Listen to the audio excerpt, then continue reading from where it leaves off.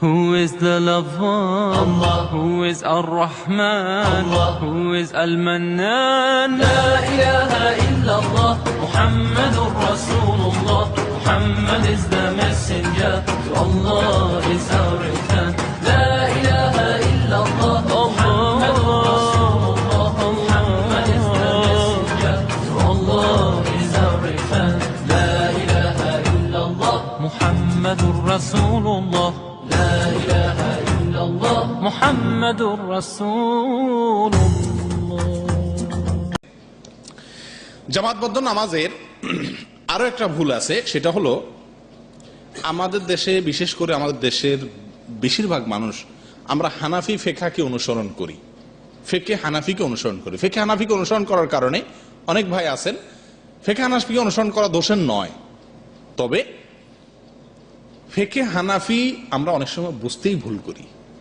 ইমাম আবু হানিফা রহমতুল্লাহ আলাই যে মাসআলাগুলো বলে গেছেন, তার মাসআলাগুলো থেকে হাজার হাজার মাসআলায় ওনার শাগরেদ ইমাম আবু ইউসুফ, ইমাম মুহাম্মদ, ইমাম জুফর রাহিমাহুল্লাহ ওনারা ব্যতিক্রম করছেন। অর্থাৎ ওনারা উস্তাদ একরকম বলছেন, ওনারা আরেকটা বলছেন। ওস্তাদ বলছেন এই জিনিসটা এভাবে করতে হবে, এটা হালাল, ওনারা বলছেন না, কোরআন এবং হাদিসের আলোকে, দলিলের আলোকে আমার কাছে মনে হচ্ছে এটা ঠিক, ওস্তাদেরটা না। ওনারা ব্যতিক্রম করছেন, কারণ কারোর অন্ধ অনুসরণ করা যাবে না। হুজুর বলছে দেখেই আমাকে করতে হবে এমন কোনো কথা নেই।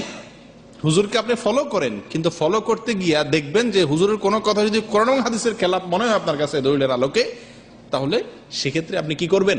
দলিলের অনুসরণ করবেন। আমাদের দেশে বেশিরভাগ মানুষ জামাতবদ্ধ নামাজে ইমামের পিছনে সূরা ফাতিহা পড়ে না। নামাজ যখন জামাতে পড়েন তখন ইমামের পিছনে সূরা ফাতিহা পড়েন না। কথা বুঝে আসছে?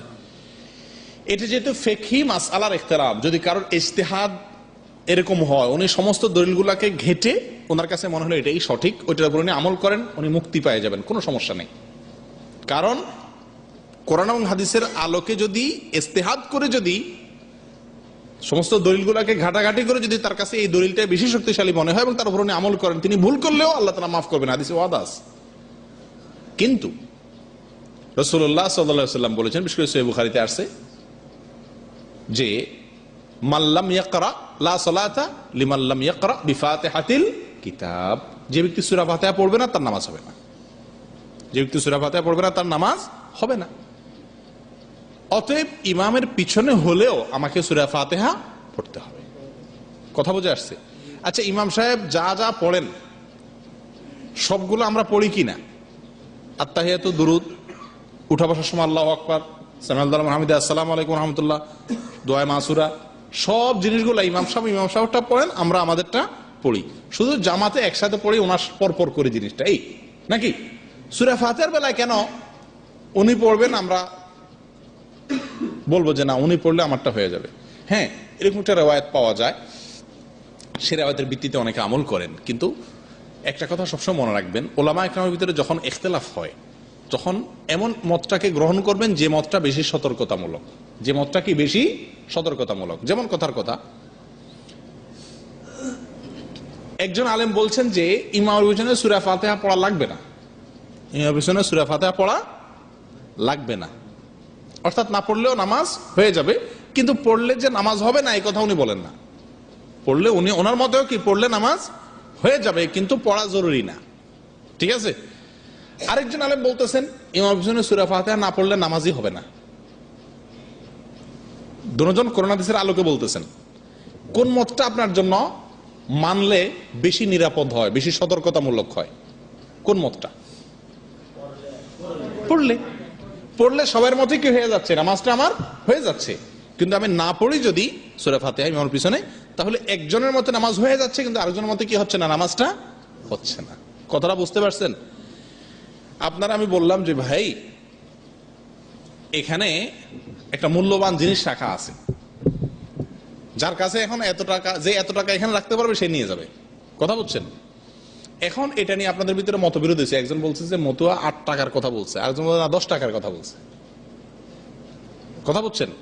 তো কত টাকা রাখা নিরাপদ হবে? 10 টাকা না 8 টাকা? 10 টাকা, কারণ 10-এর ভিতরে 8 আছে, 8-এর ভিতরে কি নাই? 10 নাই। 2 টাকা বেশি থাক, তাও আমি যাতে জিনিসটা মিস না করি। ঠিক একইভাবে সূরা ফাতিহার ব্যাপারে ইমাম সাহেব আমরা সূরা ফাতিহা পড়বো, তবে ইমাম যখন জোরে সূরা কেরাত পড়বেন তখন কি করব? মাগরিবে এর সাথে প্রথম 2 রাকাতে, ফজরে যখন ইমাম সাহেব জোরে কেরাত পড়েন তখন আমরা কি করব?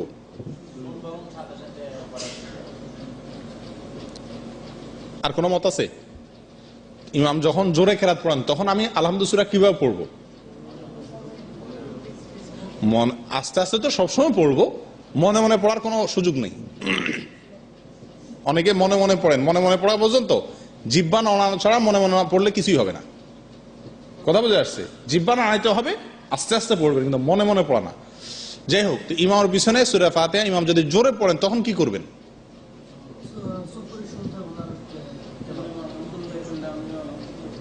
সবাই একমত? আচ্ছা, এটা নিয়ে কয়েকটা মতবিরোধ হয়ে গেছে। তাহলে আপনারা কি করেন?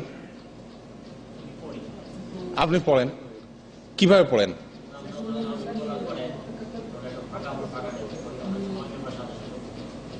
আচ্ছা, এক্ষেত্রে ওলামা ইকরাম আপনাদের ভিতরে এই যে 2-3 রকমের মত পাওয়া যাচ্ছে, ওলামা ইকরামের 2-3টা মতামত আছে এই ব্যাপারে। আপনারা ইসলামী ফিকহ বাংলায় অনুবাদ হয়েছে, বইটা পাইছেন? অনেকে পাইছেন না? ইসলামী ফিকহ এই বইটা বাংলা ভাষায় সৌদি আরবে এই পর্যন্ত যত বই প্রকাশ হয়েছে তার ভিতরে সবচেয়ে বড় এবং বৃহত্তর মাসাইলের বই। হাদিসের আলোকে এদেশের সর্বোচ্চ ওলামা ইকরামের একজনে লিখছেন কিতাবটা। তো এই কিতাবটাতে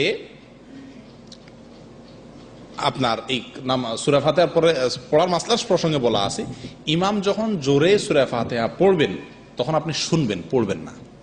তখন আপনি কি করবেন? শুনবেন। যদি ফাঁকা পান, ইমাম সাহেব যদি সূরা ফাতিহা থেকে পড়ার পরে অন্য একটা সূরার মাঝখানে ফাঁকা দেন, যে ফাঁকা দিয়ে পড়ার মতো যায়, তখন আপনি পড়বেন। কথা বুঝে আসছে? কিন্তু এমন যেন না হয় ইমাম পড়তেছেন জোরে জোরে, আপনিও পিছে পড়তেছেন, এটা ভুল। কথা বুঝে আসছে? অনেকে কি করেন, ইমাম সাহেব সূরা ফাতিহার তো আসলে পড়ার পদ্ধতি হলো এক আয়াত পড়ে চুপ থাকা। এক আয়াত পড়ে চুপ করে, অর্থাৎ অক্ষ করে দাঁড়িয়ে একটু বিরতি দিয়ে আরেক আয়াত পড়া, আলহামদুলিল্লাহ রাব্বিল আলামিন আর রহমানির রহিম মালিক ইয়াউমিদ্দিন। এভাবে প্রত্যেক আয়াতের পর ইমাম সাহেব যে সময় দিবেন, অনেকে বলেন সে সময়ের মধ্যে কি করে নেবেন, আপনি এক আয়াত করে পড়ে নেবেন। অবশ্যই ইসলামী ফিকহের রচয়িতা লিখছেন, এই ব্যাপারে হাদিসের কোনো দলিল নাই। আমি কোথাও পাই নাই যে রাসূলুল্লাহ সাল্লাল্লাহু আলাইহি ওয়াসাল্লাম এরকম সুযোগ দিতেন না সাহাবীরা পড়তেন, এরকম কোনো হাদিস থেকে দলিল উনি পান নাই বলে বলেছেন। যাই হোক, সংক্ষিপ্ত সার কথা হলো, ইমাম যখন জোরে পড়বেন তখন আপনি শুনবেন। সুযোগ পাইলে যখন অবসর ফাঁকা দিবে আরেকটা সূরা মিলানোর আগ দিয়া, তখন আপনি কি করবেন? পড়ে নেবেন। কথা বুঝে আসছে? কিন্তু যখন পড়বেন তখন শুনবেন, আর আস্তে যখন পড়বেন তখন অবশ্যই পড়বেন। কথা বুঝে আসছে? জি, এই গেল সূরা ফাতিহা ইমাম হোসেনের পড়ার ব্যাপারে।